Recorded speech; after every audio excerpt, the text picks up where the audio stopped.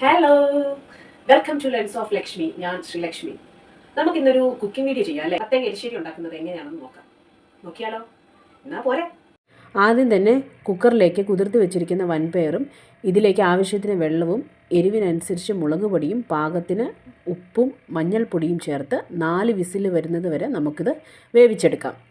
പയർ വേവുന്ന സമയം കൊണ്ട് നമുക്ക് ഒരു അരപ്പ് റെഡിയാക്കിയാലോ? അതിലേക്ക് തേങ്ങയിലേക്ക് ഒരു നുള്ളു ജീരകവും ഇട്ട് നമുക്ക് മിക്സിയിലൊന്ന് ഒതുക്കിയെടുക്കാം. പേസ്റ്റ് പോലെ അരഞ്ഞു പോകരുതേ. നമുക്ക് 4 വിസിലടിച്ചു. 4 വിസിലിന് ശേഷം നമുക്കിത് മാറ്റി വയ്ക്കാം. നമുക്കിനി കടുക് വറുത്താലോ? പാനിലേക്ക് വെളിച്ചെണ്ണ ഒഴിച്ചു കടുക് ഇട്ടു. കടുക് പൊട്ടാൻ പോവുകയാണേ. അതിനുശേഷം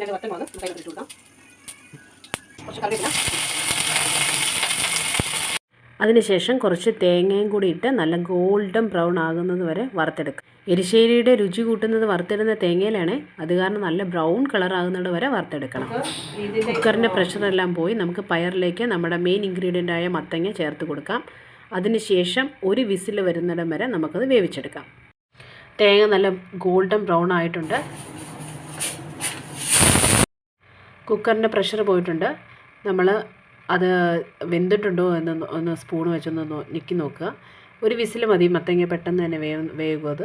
അതിനുശേഷം നമുക്ക് അതിലേക്ക് നമ്മൾ അരച്ച് വെച്ചിരിക്കുന്ന അരപ്പ് ചേർക്കാം. അരപ്പ് ചേർത്ത് അതിൻ്റെ പച്ചമണം മാറുന്നിടം വരെ നമ്മൾ നന്നായിട്ട് ഇളക്കി കൊടുക്കണം. അരപ്പിൻ്റെ പച്ചമണം എല്ലാം മാറി അത് നന്നായി തിളച്ച് വരുന്നുണ്ട്. ആ തിളച്ച് വരുന്നതിലേക്ക് നമ്മൾ വറുത്ത് വെച്ചിരിക്കുന്ന തേങ്ങയുടെ കൂട്ട് ആഡ് ചെയ്ത് കൊടുക്കണം. ആഡ് ചെയ്ത് കൊടുത്തതിന് ശേഷം അതിനകത്ത് കിടന്ന് ഇതെല്ലാം സെറ്റായി കഴിഞ്ഞ് കഴിയുമ്പോൾ നമുക്കിത് സെർവിങ് ബൗളിലേക്ക് മാറ്റാം. അങ്ങനെ സ്വാദിഷ്ടമായ മത്തങ്ങ വൻപയർ എരിശ്ശേരി റെഡി ആയിട്ടുണ്ട്. നല്ല നാടൻ ലുക്കിൽ വന്നല്ലേ? ഇന്ന് നമ്മൾ ഉണ്ടാക്കിയ മത്തങ്ങ പയർ എരിശ്ശേരി എല്ലാവർക്കും ഇഷ്ടമായെന്ന് വിശ്വസിക്കുന്നു. എല്ലാവരും ഉണ്ടാക്കി നോക്കണേ. ഉണ്ടാക്കി നോക്കി അഭിപ്രായങ്ങൾ പറയണം കേട്ടോ. പിന്നെ അതുപോലെ തന്നെ എൻ്റെ ഈ വീഡിയോ ഇഷ്ടമായെങ്കിൽ ലൈക്ക് ചെയ്യണം, ഷെയർ ചെയ്യണം, സബ്സ്ക്രൈബ് ചെയ്യണം. പിന്നെ അടുത്തൊരു വീഡിയോ ആയി കാണുന്നത് വരെ എല്ലാവർക്കും ബൈ.